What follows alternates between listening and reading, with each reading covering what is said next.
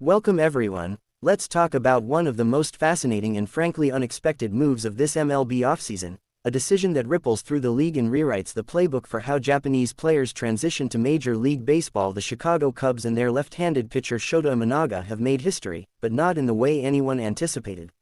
The news is official from the MLB Players Association. Imanaga has accepted the qualifying offer from the Cubs, a one-year deal valued at approximately 3.4 billion yen. Now, on the surface, a player accepting a contract might not seem earth-shattering, but the context here is everything. Imanaga is not just any player. He was arguably the second most coveted starting pitcher on the international market this winter, a crafty lefty with a phenomenal NPB track record and a legendary World Baseball Classic performance where he outdueled a lineup of American All-Stars.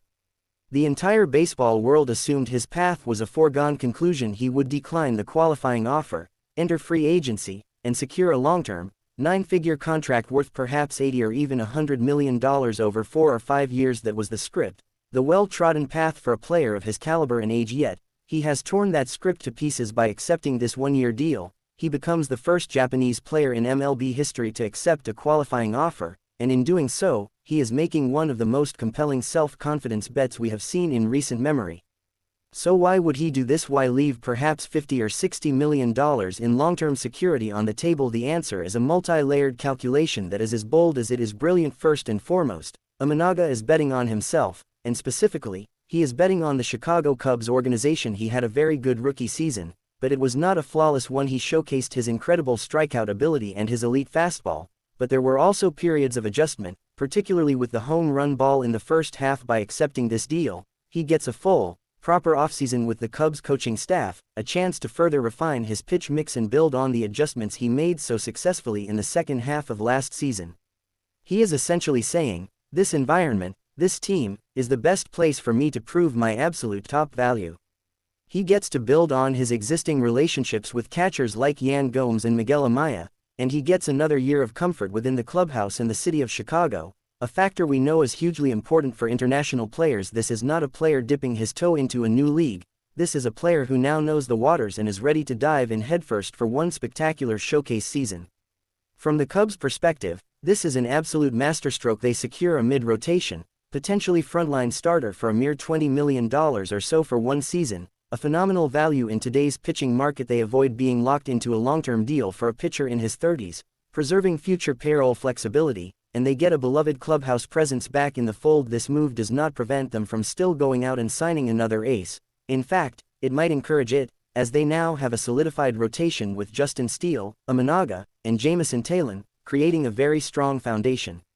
But beyond the immediate tactical win for the Cubs and the financial gamble for Imanaga, this decision carries a profound historical weight. For decades, the journey for a Japanese star has been relatively linear: sign with a team, hopefully succeed, and then hit free agency to secure the largest possible long-term contract. It's what players like Yu Darvish, Masahiro Tanaka, and more recently Kodai Senga have done. Imanaga has just created a brand new blueprint. He has prioritized fit, comfort, and a strategic platform over the immediate security of a long-term deal. He is telling future Japanese imports that there is more than one way to find success and wealth in Major League Baseball, that sometimes the short-term play can be the smartest long-term move.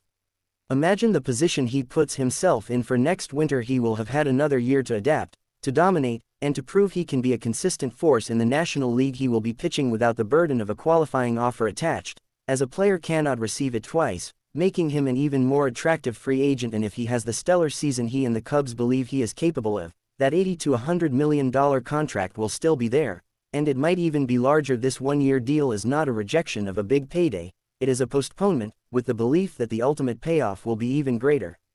So while the headline reads that a player is simply staying with his team, the real story is one of supreme confidence and strategic genius. Imanaga and the Cubs have just changed the game. This is more than a contract, it's a statement, and the entire baseball world will be watching in 2024 to see how that statement plays out on the mound.